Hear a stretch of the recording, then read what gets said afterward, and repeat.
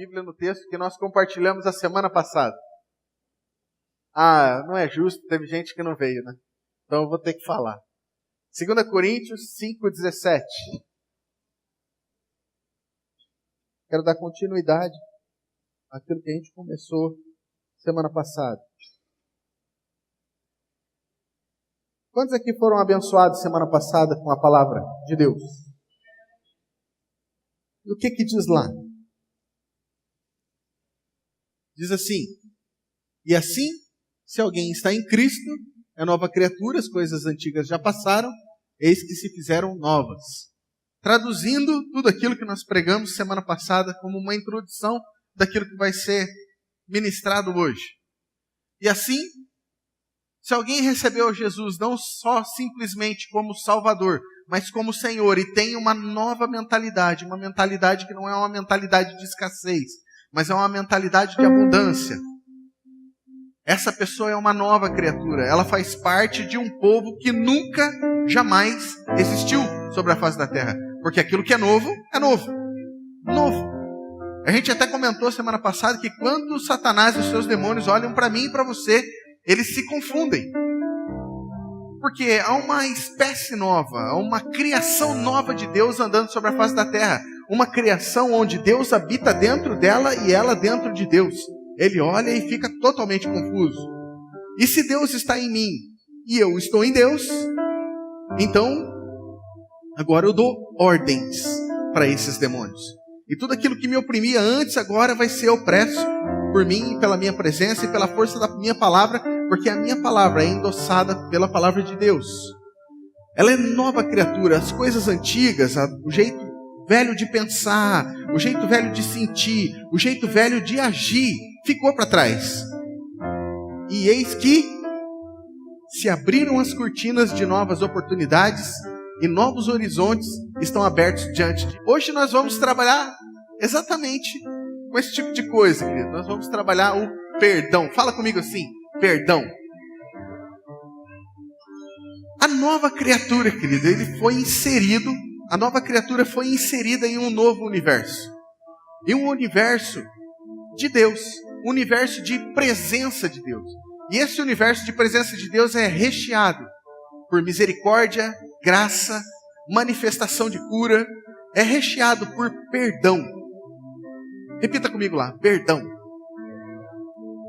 Quero te fazer uma pergunta, querido, que não estava no script, mas que me veio agora. Qual é a velocidade do seu perdão? Quando uma pessoa te fere, quando alguém se levanta em ofensa contra você, qual que é a velocidade com que você perdoa? Tem pessoas que demoram lá 5 anos. Tem pessoas que demoram uma vida inteira. Não liberam perdão. Tem pessoas que demoram 3 anos. Tem pessoas que demoram 1 ano. Tem pessoas que demoram 1 mês. Tem pessoas que demoram 1 semana. Tem pessoas que demoram 1 dia. E tem pessoas que liberam perdão em 1 hora, em 5 minutos. Agora existe um tipo de pessoa, querido, chamado nova criatura, que não se ofende. Eu quero convidar você a usufruir desse ambiente. Esse ambiente, querido, onde você não se ofende. Preste atenção no que eu vou te dizer, querido. A maior isca de Satanás para pegar cristãos, a maior isca de Satanás para pegar cristãos é a ofensa. Ele trabalha com as ofensas de uma pessoa para com a outra, para te prender em um lugar chamado mágoa, rancor, ressentimento. E essa pessoa, querido, que muitas vezes não quer liberar perdão, ela é uma pessoa que se torna o lixo dos excrementos do inferno. Uma pessoa que não libera perdão, querido. Tudo que é de ruim do inferno é depositado dentro da vida dessa pessoa. A partir do momento em que eu digo que eu não libero perdão para uma pessoa, eu estou dizendo para Deus, eu não aceito a obra da cruz que foi feita pela minha vida. Quando eu não aceito liberar perdão para alguém, eu estou dizendo para Jesus que a obra dele foi insuficiente ou menor do que a ofensa que fizeram para mim. E queridos, hoje eu quero chamar você a voltar à essência do Evangelho. Semana passada, nós trouxemos uma mensagem inspiradora para o teu coração. Você concorda comigo? Diga um amém se você concorda.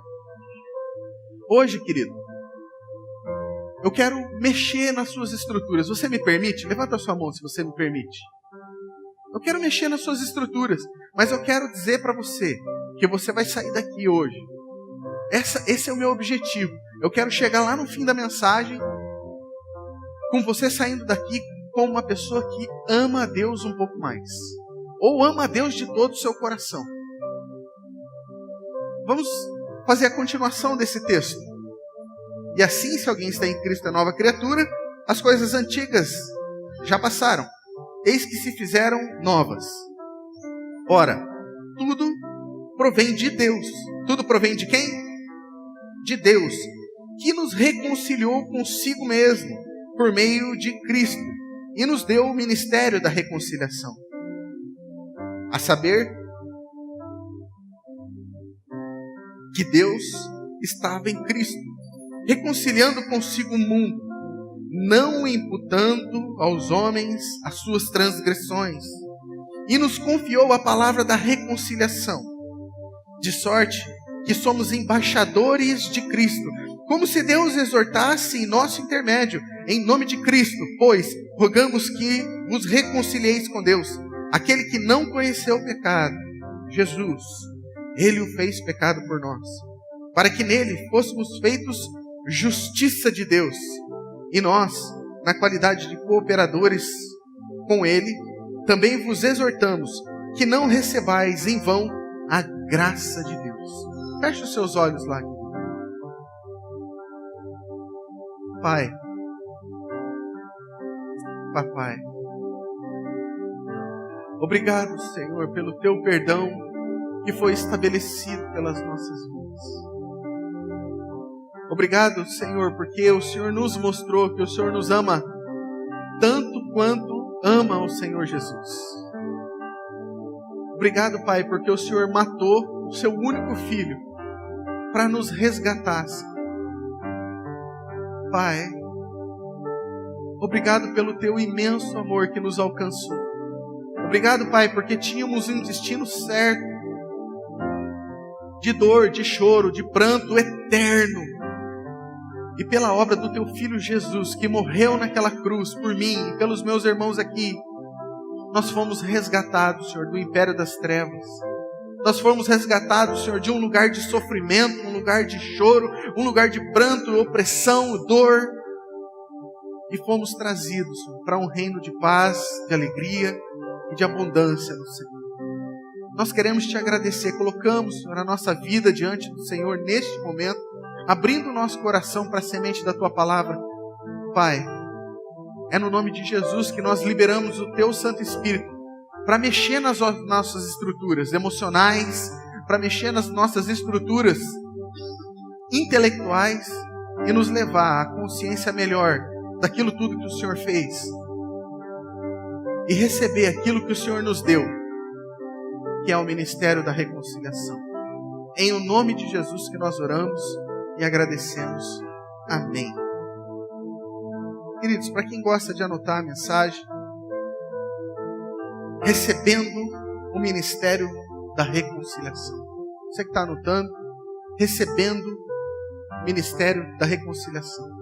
Recebendo um sublime ministério.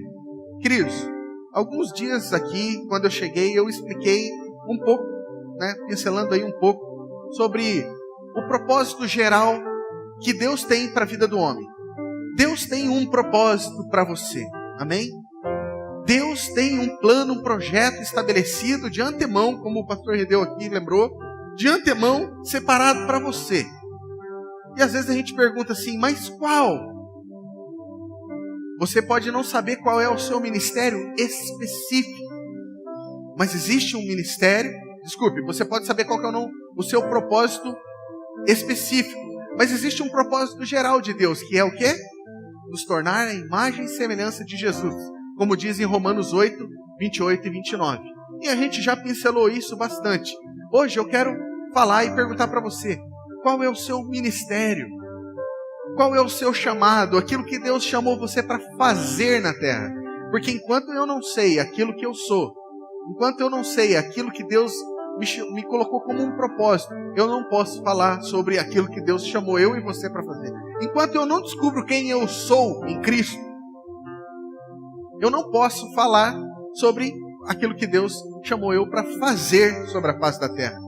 Porque há um risco muito grande no coração do homem de sair correndo para fazer para Deus sem querer entender quem Ele é. A primeira coisa que Deus nos chama, querido, é para entender quem nós somos em Cristo. E em Cristo somos novas criaturas, amém? As coisas antigas já passaram, eis que tudo se fez novo, e Deus sempre nos ama.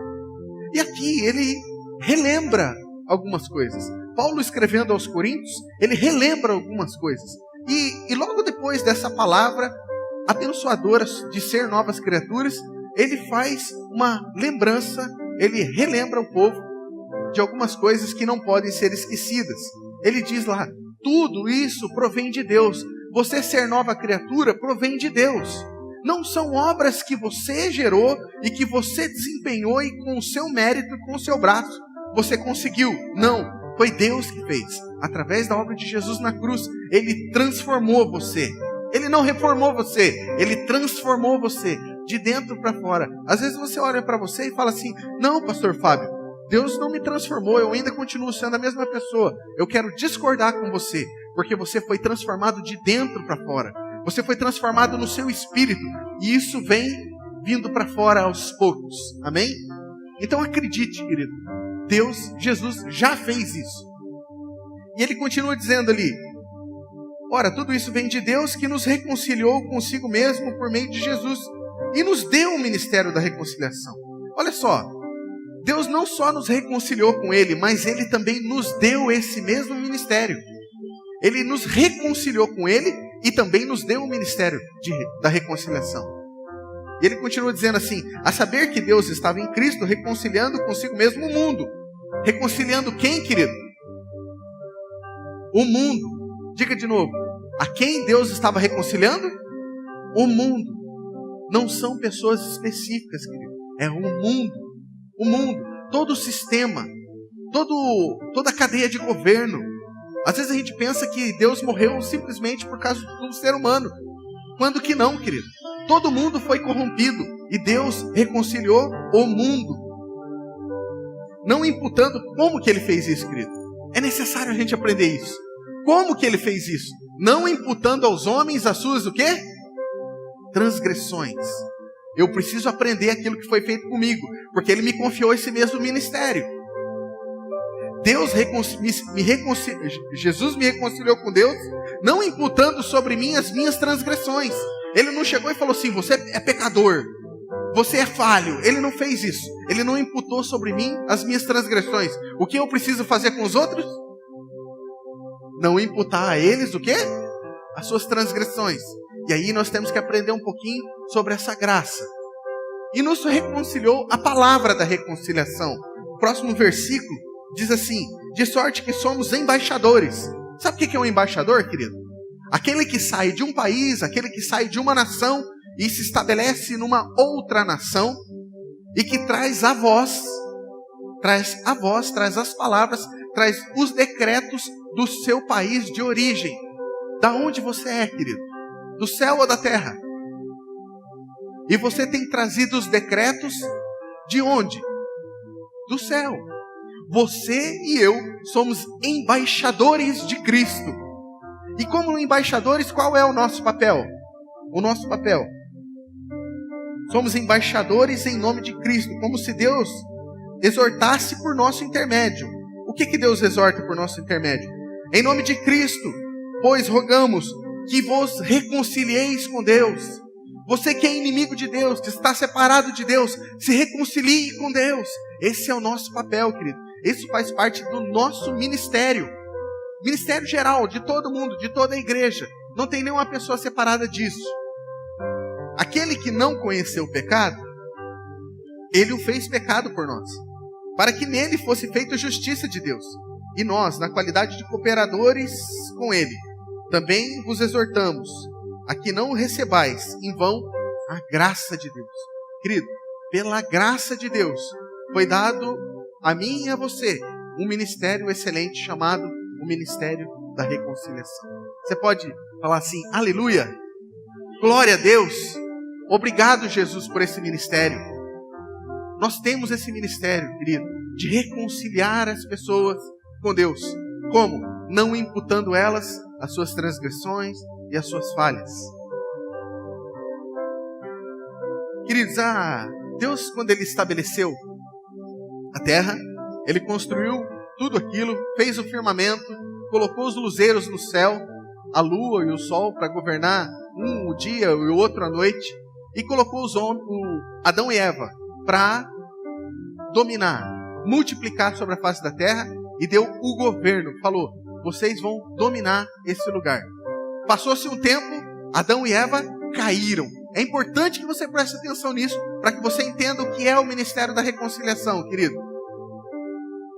E eles caíram. O homem se tornou pecador. Esse espírito se desligou de Deus. E a maior consequência era o inferno. O homem, ele tinha como consequência desse pecado de Adão, o inferno. Eu e você, querido, nós tínhamos como herança o inferno. Então, querido, mais uma vez eu vou falar, e eu não vou me cansar de dizer as mesmas coisas, como o apóstolo Paulo diz. Nós não somos pecadores porque nós pecamos. Nós somos pecadores porque Adão pecou. Porque ele pecou. Ele foi geneticamente infectando as gerações. Infectando as gerações. Até chegar em nós, querido. Quando nós nascemos de semente corrupta. E não existia nada em nós que pudesse atrair a Deus, senão somente, única e exclusivamente, a santidade dele, a bondade dele. A santidade dele, querido, atraiu ele a consertar as coisas. Aquilo que tinha sido corrompido por Satanás e seus demônios, o homem toda a descendência de Adão e Eva estavam condenados, todos estavam predestinados ao inferno. Eu e você não tínhamos nada de bom. Nada que nós fizéssemos poderia mover a Deus a mudar essa situação. Mas Ele, pelo amor dEle, Ele fez. Ele fez uma obra poderosa. Eu quero que você abra comigo ali em Romanos 3.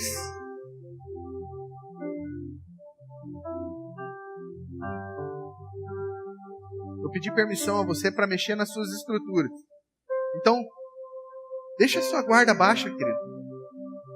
Que Deus quer falar com você hoje e quer aumentar o seu nível de amor por Ele. Amém? Eu não quero colocar um peso sobre a sua vida.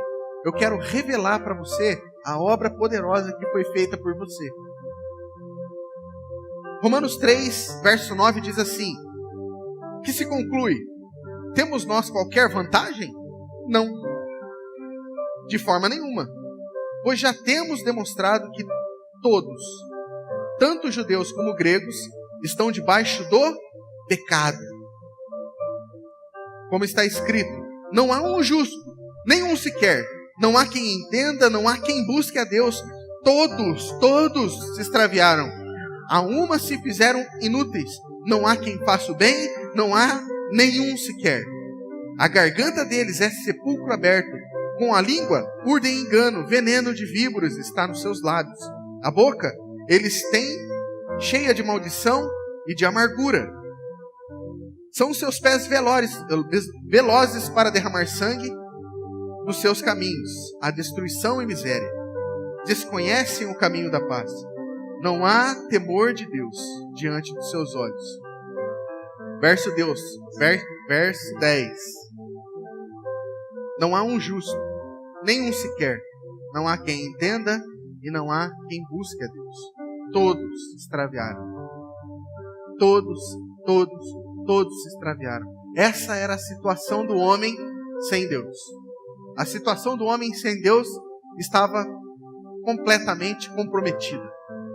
Nós não tínhamos o que fazer. Nós estávamos indo desgovernados, sem um governo. Imagina um carro descendo uma ladeira sem um motorista. Era desse jeito que nós estávamos, desgovernados, rumo a uma destruição. Mas não era uma destruição qualquer, querido. Era uma destruição eterna. Eu e você estávamos prontos a ser jogados no lago de fogo e enxofre, onde há choro e ranger de dentes, onde o verme não morre e a dor não cessa. Era nesse lugar, querido, que nós estávamos prestes a ser lançados. Pastor, por que você está falando tudo isso? Preste atenção nisso, querido. Porque a força do ministério da reconciliação está ligado proporcionalmente ao quanto eu entendo que fui perdoado. Se eu não entendo o quanto eu fui perdoado, pouca força eu vou fazer, pouca energia eu vou desempenhar para alcançar outras pessoas. Se eu acho que eu fui pouco perdoado, as minhas atividades em relação ao que eu entendi vão ser bem baixas. Então, para isso, eu quero falar qual é o primeiro ponto da mensagem, de 2 pontos só, mensagem curta. E o primeiro ponto é: fomos muito perdoados. O primeiro ponto é uma exclamação e uma interrogação. Fomos muito perdoados. Ou nós podemos falar assim: fomos muito perdoados? O quanto nós fomos perdoados? Uma igreja relevante, querido, ela se levanta quando ela entende o quanto ela foi perdoada. Para isso eu quero que você abra sua Bíblia lá comigo em Lucas 7. Evangelho de Lucas, capítulo 7, verso 36. Lucas 7, 36.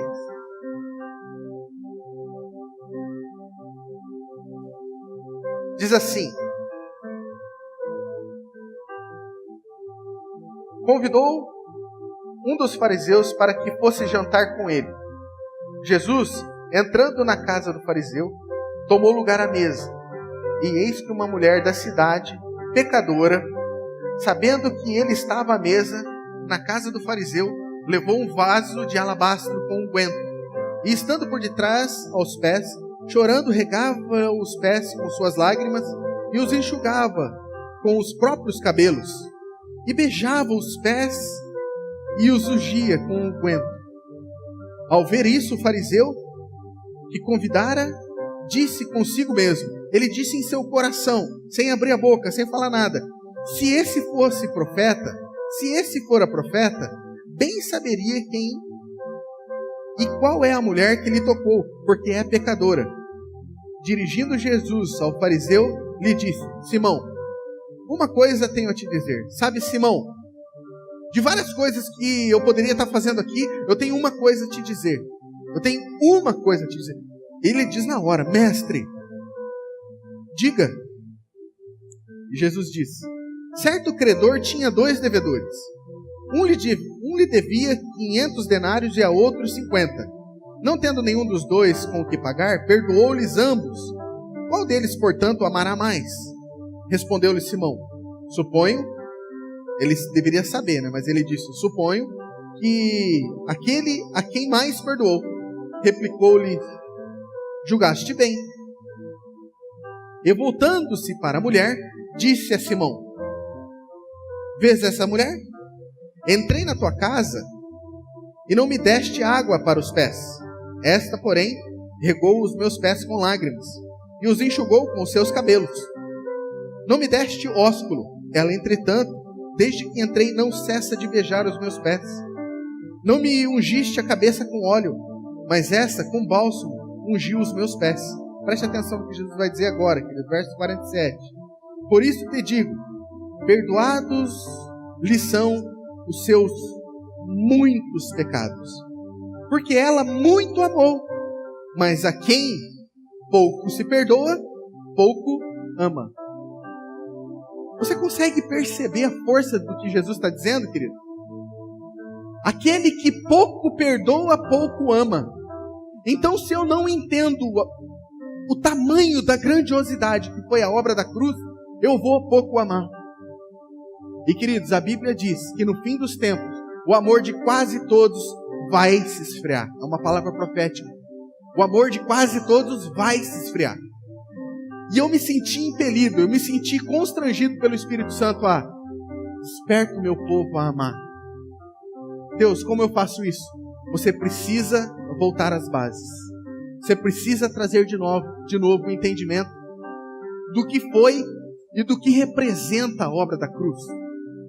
A obra da cruz, querido, ela não foi uma obra simplesmente para perdoar uma pessoa que fuma. A obra da cruz, ela não veio para libertar e para simplesmente trazer perdão para um assassino. Queridos, a coisa era muito maior, a ponto de ter que matar o Filho único do Deus do universo. Não era pouca coisa, querido. Não era pouca coisa que te libertava.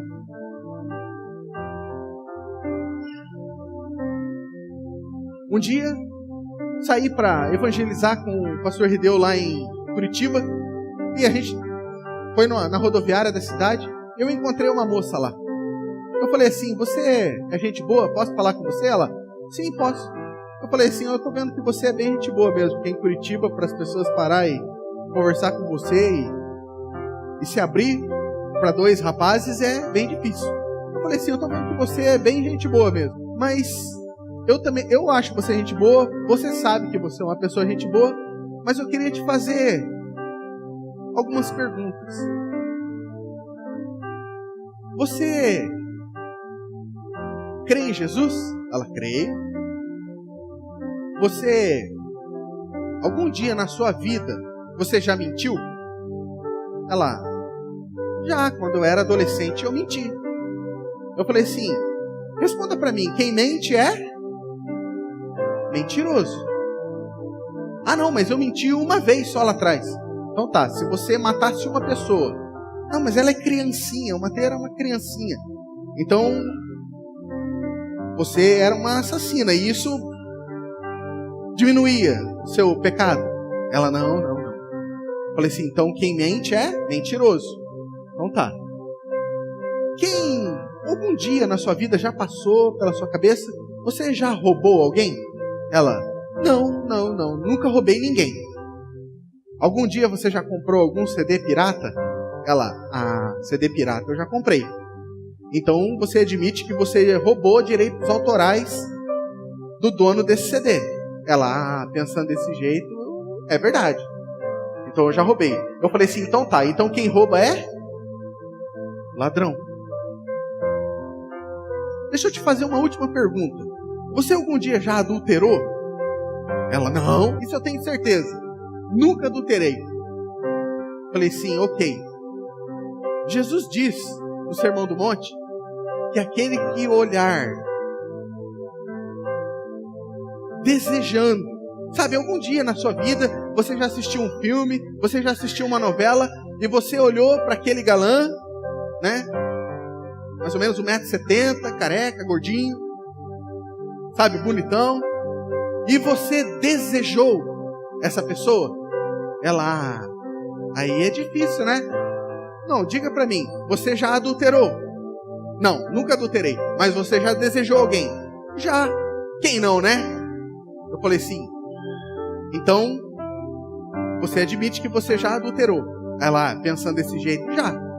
Eu falei assim: eu fiz 3 perguntas pra você dos 10 mandamentos, que fala: não adulterarás, não roubarás, não dirá falso testemunho, ou não minta. Dos 10 mandamentos, eu não vou nem conseguir chegar, não vou nem falar os outros 7. Você já caiu em 3. Eu sou gente boa com você, você está sendo gente boa comigo. Mas vamos supor, não é isso que eu quero, não é isso que eu desejo. Se você morresse agora, você ia direto diante do trono de Deus. E você estivesse diante do trono de Deus, agora Deus, que é amor, a faceta de amor dele vira para o Deus justo. O Deus justo, que é como um juiz justo na terra, ele não deixa passar nada. Um juiz que é falho, que é justo na terra, ele não deixa passar nenhum tipo de pecado, nenhum tipo de falha. E ele vai condenar a pessoa se ela sentar diante dele, em um tribunal. Agora você está sentado do grande juiz. E o grande juiz vai olhar, e nessas 3 situações, você é réu, confessa, de que você já mentiu, de que você já roubou e que você já adulterou. Sentado diante desse juiz, você seria absolvida ou condenada? Ela, condenada. E você iria para o céu ou para o inferno? Se você fosse condenada, você iria para o céu ou para o inferno? Ela, eu iria para o céu. Eu falei, não, você não entendeu. Eu fiz toda essa história para você entender que você é pecador e que você é merecedor do inferno, e você diz que você vai para o céu. Eu acho que ela não entendeu nada, querido, mas eu espero que você tenha entendido. Eu e você, querido, nós somos merecentes do inferno, ou merecedores do inferno. Todos esses, queridos, nós quebramos. Todos os mandamentos nós quebramos. E eu falei para ela, você iria para o inferno. Isso não preocupa você? Ela, preocupa muito. Eu falei, você não queria uma solução para isso? Queria muito. A única solução é aceitar Jesus como seu Salvador e Senhor da sua vida. Você deixar de ser senhora da sua vida e se tornar um servo, um filho de Deus que faz a vontade de Deus. Você gostaria de se tornar isso? Gostaria de se tornar um filho de Deus? Sim, como eu faço isso? Fazendo uma oração bem simples. Aquela mulher entregou a vida dela para Jesus em uma rodoviária e depois a gente nunca mais viu ela. Por que eu estou contando essa história agora, querido? Para trazer a memória sua de que você tinha um destino de destruição. Você não merecia nada, querido. Nada, nada. Tem pessoas que chegam e porque dão o seu dízimo, acham que pode cobrar a Deus. Você consegue entender? A nossa dívida era impagável. Impagável. A nossa doação, entrega e devoção está totalmente relacionada com o nosso entendimento do quanto nós fomos perdoados. Você entende o quanto você foi perdoado, querido? Entende? A Bíblia diz que aonde abundou o pecado, superabundou a graça. Isso está em Romanos 5:20. Aonde abundou o pecado, superabundou a graça. Agora, eu quero fazer você entender uma coisa que é muito importante. Às vezes, quando você pega para ouvir aí, um dos testemunhos mais impactantes que eu já ouvi na minha vida foi o testemunho do Clóvis. Quantos aqui já escutaram o testemunho dele? É um testemunho forte, um testemunho impactante. E vocês vão entender o porquê que é tão impactante para o Clóvis o testemunho dele. Porque é uma vida, querido, em erro moral. Quando eu vivo em erro moral, eu consigo perceber o quanto eu estou andando errado. Você percebe nesse texto que nós lemos que aquele religioso, ele tinha a convicção de que ele não tinha que pedir perdão. E um dos lugares mais perigosos de se estar, querido, é no campo da religiosidade. Porque no campo da religiosidade, eu não consigo perceber. Parece que vem uma venda nos meus olhos, eu não consigo perceber o quanto eu preciso de perdão. Mas no campo da moralidade, essa mulher era pecadora. E quando se dizia pecadora, é porque ela ou era adúltera, ou porque era uma prostituta, ou quem sabe as duas coisas. Ela sabia, ela tinha convicção do tanto que ela era pecadora. E o tanto que ela era pecadora, ela sabia que o acesso ao perdão estava naquele homem chamado Jesus. O perdão dela estava naquele homem. Diz que ela chega naquela festa, diz que mulher não podia participar desse tipo de festa. Um anfitrião de uma cidade, aquele homem, chamava Jesus para entrar na casa dele e entrava homens, mulheres não entravam. E quando essa pessoa entrava, era de praxe que um escravo viesse tirar as sandálias do convidado e lavasse os pés do convidado. Isso não foi feito na casa de Simão. E essa mulher diz que quando ela chega, diz que a mesa baixa, as pessoas sentavam de lado e colocavam o pé para trás. Diz que essa mulher chega em lágrimas, em pranto. Diz que ela começa a chorar nos pés de Jesus. Ela começa a chorar nos pés de Jesus e ela tira aquilo que prendia o cabelo dela e ela pega o cabelo dela e começa a secar. Imagina o pé sujo, barreado ali de Jesus, misturando com as lágrimas, fazendo aquele barro, e ela pega o cabelo dela e começa a passar nos pés de Jesus. Abre a sua Bíblia comigo ali, só para você entender o que essa mulher estava fazendo. 1 Coríntios 11, 15. Pode abrir aqui no telão para mim, Jean, por gentileza? 1 Coríntios 11, 15. Olha lá. E que, tratando-se da mulher, é para ela uma glória, pois o cabelo lhe foi dado em lugar da mantilha. Queridos, o que é o cabelo para a mulher? Ou era para ela naquele tempo? O cabelo era a glória da mulher. A mulher estava pegando aquilo que declarava ela como uma mulher gloriosa e falando assim: a minha glória, cansei de ter ela. Eu vou passar ela no lugar mais alto que eu posso, que é nos pés de Jesus. A pessoa, querido, que entende o quanto é pecador, tudo aquilo que faz dela um grande, pega aquilo e coloca aos pés de Jesus. Aos pés de Jesus.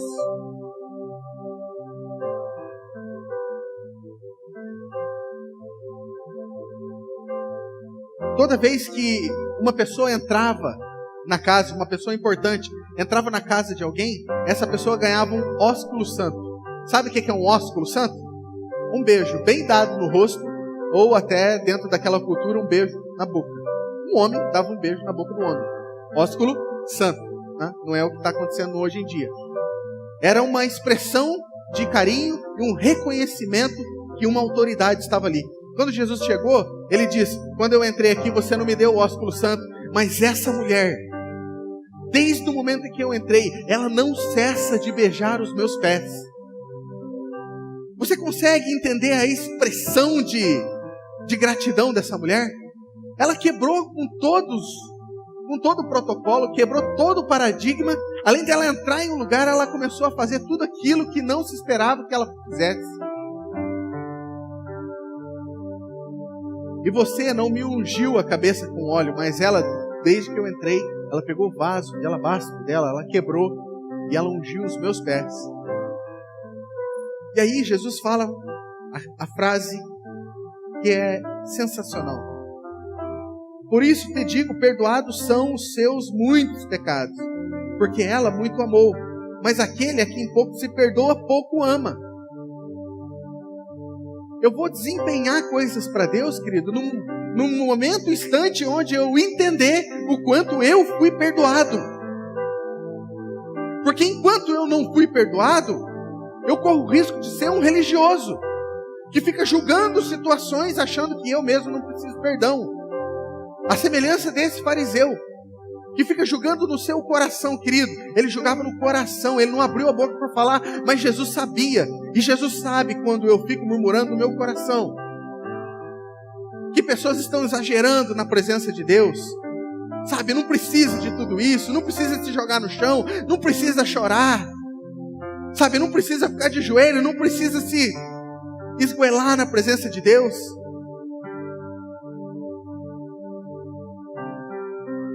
Onde abundou o pecado, superabundou a graça. Às vezes eu posso ter nascido em berço evangélico e eu escuto um testemunho como o do Clóvis. Como é que o pecado, como é que a graça vai superabundar na minha vida se eu nunca errei? Se eu sempre andei certinho, eu nunca fumei, eu nunca bebi, eu nunca cometi sexo fora do casamento, eu nunca fraudei ninguém, eu nunca movi um contrato errado, eu sempre andei com as minhas dívidas em dia. Como é que a graça vai superabundar na minha vida se eu sempre fui uma pessoa politicamente correta? Então uma pessoa que viveu muito intensamente dentro do pecado e que tem essa consciência, para ela se render ao amor de Deus e reconhecer o perdão de Deus é mais fácil. Agora, para a grande maioria de nós, querido, que viveu uma vida correta, como é que eu vou entender o pecado? Como é que eu vou entender a grandiosidade da obra da cruz para aumentar o meu amor por Deus? Como? Fala para mim, pastor, como? Acho que vocês não querem saber. Acho que eu conto uma outra hora. O rapaz até dormiu, caiu o negócio.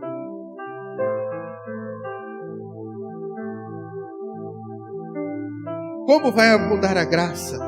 Como vai abundar a vida em abundância se não há entendimento de quanto eu fui perdoado? Queridos, onde abundou o pecado, superabundou a graça. Aonde abundou a consciência de que Jesus morreu naquela cruz por mim, aonde aumentou esse entendimento de que a obra da cruz era para eu estar lá e não ele, mais abunda a graça sobre mim. Queridos, a obra da cruz e a morte de Jesus na cruz foi muito maior do que morrer por causa da traição de uma esposa para um marido. Foi muito maior, querido, muito maior. Muito maior. O meu amor e serviço a Deus se manifestam na mesma medida que eu entendo o quanto eu fui perdoado. Se eu não entendo o quanto eu fui perdoado, eu ainda vou querer viver a minha vida. Eu ainda vou achar que eu tenho direitos. Queridos, eu e você fomos comprados por alto preço. Preço de sangue. Morreu o Filho de Deus por causa de você. Imagina, querido, um pai que ama o seu filho matar o seu próprio filho por causa de você e por causa de mim, e eu ainda me achar no direito que eu não quero esse perdão. Queridos, nós precisamos aumentar a nossa consciência disso. Nós precisamos aumentar a nossa consciência disso. Por que que Jesus fez isso? Por que que o Pai fez isso? Porque era o único jeito, querido, de reconciliar o homem a Deus. Jesus diz, eu sou o caminho. Artigo definido, não é um caminho. Tem vários caminhos que levam a Deus, né? Vai levar você a Deus diante de um trono. Mas o único caminho que te leva a você à reconciliação com Deus, o caminho é Jesus. E para isso precisava matar, imolar o Cordeiro Santo. Jesus precisava morrer, derramar o sangue dele para a remissão dos pecados da humanidade. O pecado foi extinto. O pecado foi aniquilado. A obra foi consumada. Tudo foi acabado. Já está disponível. Já está disponível. Jesus já fez. Está pronto.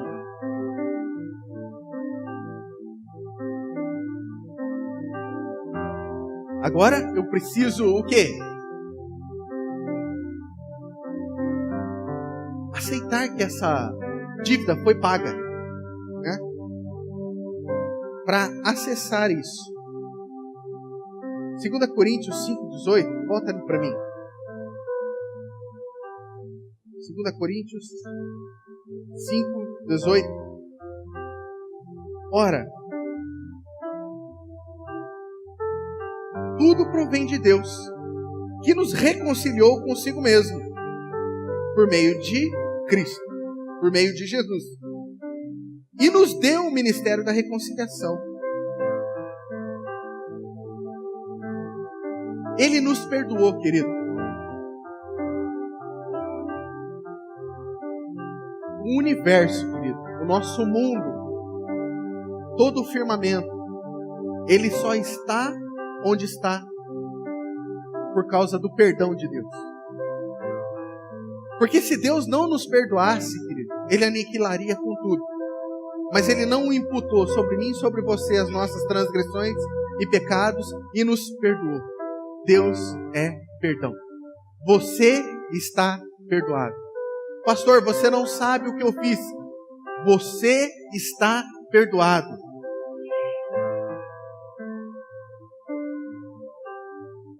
Esse perdão veio na sua direção e te chocou. Ele te pegou, querido. Não teve como você escapar. Agora o segundo ponto da mensagem.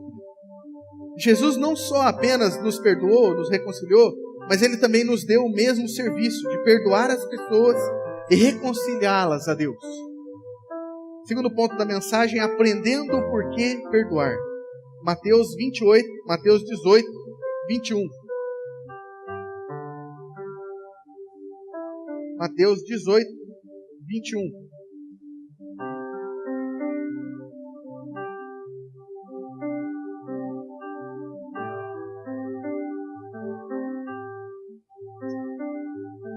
Diz assim: Então Pedro, aproximando-se, lhe perguntou: Senhor, até quantas vezes meu irmão pecará contra mim que eu lhe perdoe? Até 7 vezes?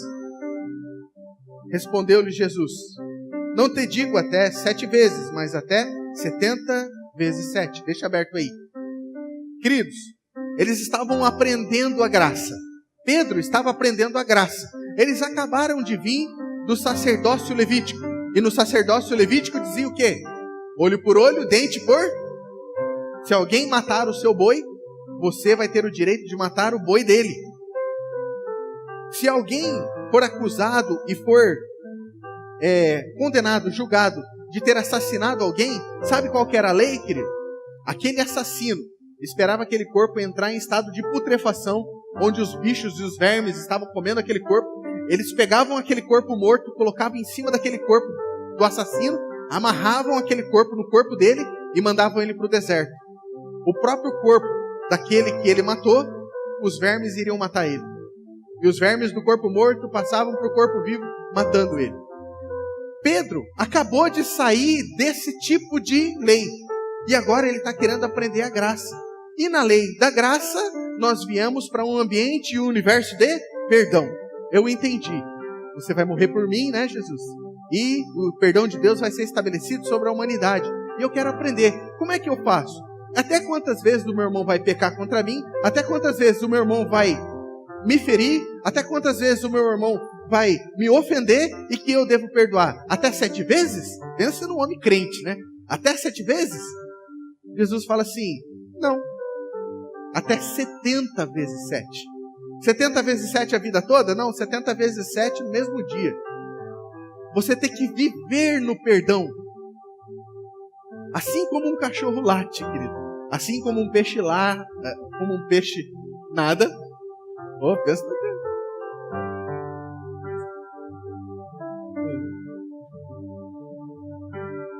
Assim como um cavalo galopa, você, como cristão, você perdoa. Querido, é natural do crente ou do filho de Deus perdoar. Só que o que nós temos visto, querido, nesses dias? Pessoas que se acham no direito. Pessoas que exercem uma justiça própria, dizendo que você não sabe o que a outra pessoa me fez. Eu não vou liberar perdão para ninguém. Eu não vou liberar perdão para aquela pessoa, eu não vou liberar perdão para mim mesmo. Porque eu fiz uma coisa, sabe, eu sou tão perfeccionista que eu não aceito eu errar. E por eu ter errado daquela forma, eu não vou me perdoar. Eu não vou perdoar a Deus. Porque Deus poderia ter feito assim, assim, assim. Eu quero dar ordens para Deus, né? Eu acho que eu sou melhor que Deus. E eu falo: Deus, você poderia ter feito assim, assim, assim. E você não fez, eu não te perdoo. Ei! Toda a carga de perdão que ele tinha, ele não ficou com nenhum centavo com ele. Ele derramou todo sobre você. E ele espera que eu e você, querido, venhamos a fazer a mesma coisa. Liberar perdão para as pessoas. E muito mais do que isso, reconciliar as pessoas com Deus. Olha só. Verso 23 de Mateus 18. Por isso, o reino dos céus é semelhante a um rei que resolveu acertar contas com seu conservo. E passando a fazê-lo, trouxe-lhe um que lhe devia, repita comigo, queridos, 10.000 talentos. Não tendo ele, porém, com o que pagar, ordenou o Senhor que fosse vendido, ele, a sua mulher, os seus filhos e tudo quanto possuía, e que a dívida fosse paga. Então o servo, prostrando-se reverente, rogou: Sê paciente comigo e tudo te pagarei. E o senhor daquele servo, compadecendo-se, mandou-o embora e perdoou a dívida. Saindo, porém, aquele servo encontrou um dos seus conservos, que lhe devia, repita comigo, 100 denários. E agarrando, o sufocava, dizendo: paga-me o que deves. Então o conservo, caindo-lhe aos pés, lhe implorava: sê paciente comigo e te pagarei. Ele, entretanto, não quis. Antes, indo, o lançou na prisão até que saldasse toda a dívida. Vendo os seus companheiros que se havia passado, entristeceram-se muito e foram relatar ao seu senhor tudo o que acontecera. Então o senhor, chamando-lhe, disse: servo malvado, perdoei-te toda a dívida, toda a dívida, porque me suplicaste. Não devias tu igualmente compadecer do teu conservo, como também eu compadeci de ti? E indignado-se o seu senhor, o entregou aos verdugos, até que lhe pagasse toda a dívida. Assim também o meu Pai Celeste vos fará, se do íntimo não perdoares cada um o seu irmão. Queridos, palavra dura. Jesus ensinando Pedro como se deve perdoar. Ele conta a história de um rei que tinha para receber de um servo uma dívida gigante. E eu fiz uma pequena continha só para mostrar para vocês o quanto esse homem devia. Ele diz que ele devia 10.000 talentos. A palavra talento no grego é talenton, que significa aquilo que é pesado na balança. Aquele talento israelense, ele tinha 91 quilos. E o talento ático era igual a 60 minas áticas, que era igual a 6.000 dracmas. 6.000 dracmas é igual a 6.000 denários.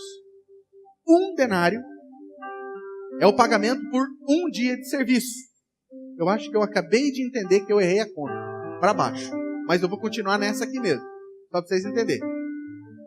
Um denário equivale a um dia de trabalho. Vamos pegar um dia de trabalho para quem trabalha por dia aí. Um servente de pedreiro ou uma diarista. R$100, R$80, ok? Um denário. 6.000 dias de trabalho de uma pessoa que trabalha por dia hoje seriam R$80 vezes 6.000, tá certo, minha conta. Equivaliam a R$880.000. Eu estou dizendo o valor de um talento. Um talento. Um talento equivale a R$880.000.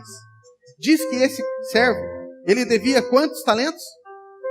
10.000 talentos. 1.000 talentos, querido, equivaliam a 480 milhões de reais no nosso dia. 1.000.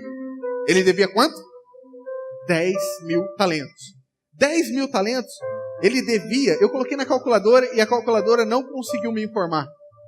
Deu crepe, deu erro na calculadora. Ele devia quase 5 trilhões de reais. 5 trilhões de reais. E ele se ajoelha diante do rei e fala assim: tem paciência comigo que eu vou te pagar. Quantas vidas será que ele ia precisar? O rei falou assim: eu vou vender você, eu vou vender a sua esposa, vou vender os seus filhos e tudo que você tem. E você ainda não vai conseguir me pagar. Tem paciência comigo que eu vou te pagar. Diz que aquele rei liberou ele, mandou ele embora e perdoou ele. Perdoou. Só que ele saindo dali, ele encontra um conservo. Que devia quanto para ele? 100 denários. Um denário equivale ao quê? a um dia de trabalho. Esse rapaz devia bem menos para ele. Ele recebeu um perdão gigante, mas quando ele encontrou aquele que devia para ele, que tinha uma demanda contra ele, que tinha uma ofensa contra ele, ele pegou ele pelo pescoço, disse que sufocava ele. Você vai me pagar. Você vai me pagar. E diz que aquele servo cai de joelho à semelhança daquilo que ele fez, pedindo perdão ao seu rei. E ele não quis liberar aquele homem. E pegou aquele homem e jogou ele dentro de uma prisão. Você vai ficar aí até que você pague a sua dívida. Outros amigos viram aquilo acontecer e correram contar para o rei. Rei, aconteceu assim, assim, assim. Ah, manda chamar ele lá. Um dia, querido, eu e você vamos ser chamados diante do rei. E o rei disse assim: eu saldei toda a sua dívida. Você me devia muito, você me devia mais de 5 trilhões. E eu perdoei totalmente a sua dívida. Não deverias tu ir fazer o mesmo? E agora, para que você saiba, ele diz: indignando-se o Senhor, o entregou aos verdugos. Sabe o que é verdugos, querido? Aos carrascos. Aquele que tenta extrair a verdade pelo uso da tortura. Entregou ele para aquelas pessoas.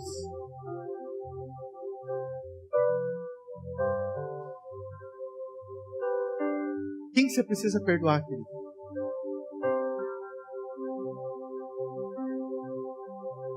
A quem você precisa perdoar? Uma obra gigantesca foi feita para que você fosse alcançado com perdão. E um perdão, não um perdão qualquer, um perdão gigantesco. O amor de Deus, ele veio e te alcançou. E agora tem algumas pessoas travadas em sua vida. Não conseguem avançar. Não conseguem conquistar, porque elas entraram em um ambiente de falta de perdão. E esse ambiente de falta de perdão, deixa eu te falar uma coisa, querido. É um ambiente onde você não encontra Deus. Esse ambiente de perdão, querido, te faz um escravo da maldade. Aquilo remói dentro do seu coração. E tudo que você pensa, querido, tudo que você imagina,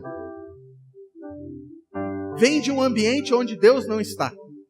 A pessoa que não libera perdão, querido, é uma pessoa rancorosa, é uma pessoa que é uma profeta do mal.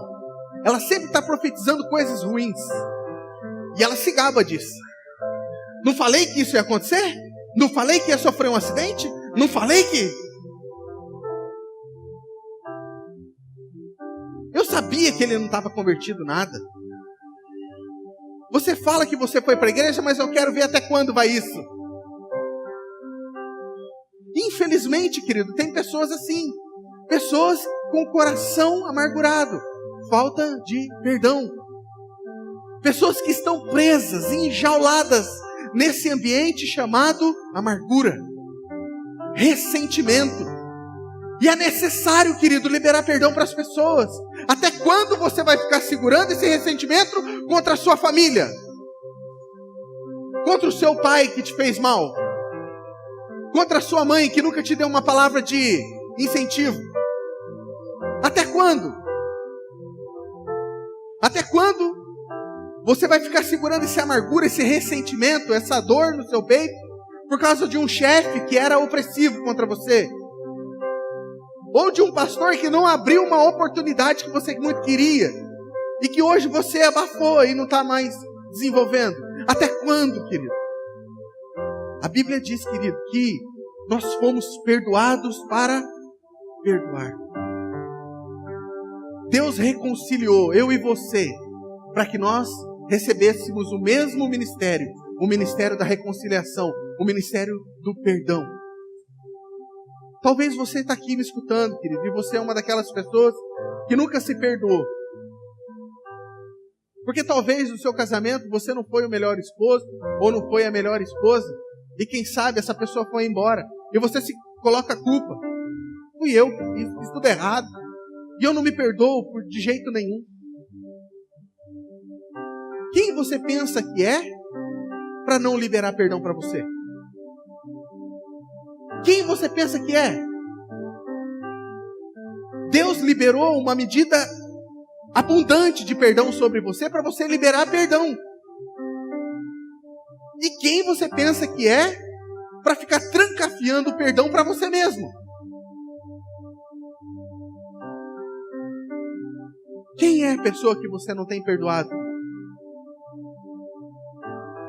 Quem é a pessoa que você não tem perdoado? É uma irmã? É um irmão? É uma tia? É um tio que foi agressivo com você na infância? É um avô que você esperava um carinho e não te deu? Quem é a pessoa? Seu marido? Sua esposa? Que um dia pisou na bola? Quem é a pessoa?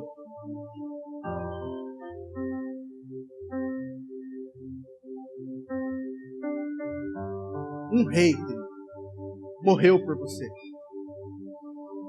Ele se despiu da sua glória, da sua majestade.